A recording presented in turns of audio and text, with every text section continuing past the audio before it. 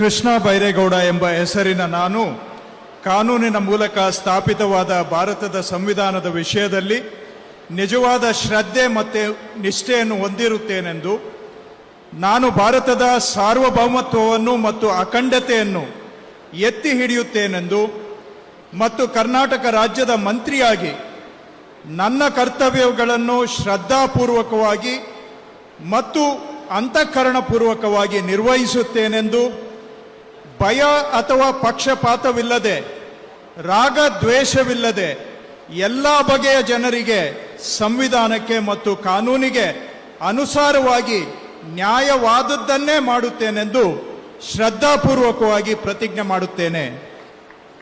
ನಾನು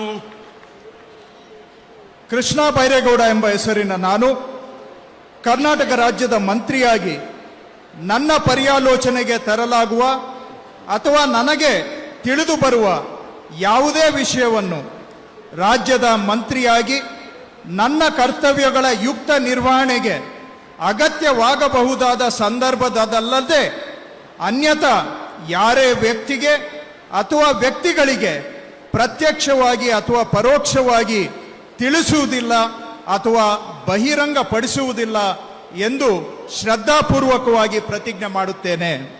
ಧನ್ಯವಾದಗಳು.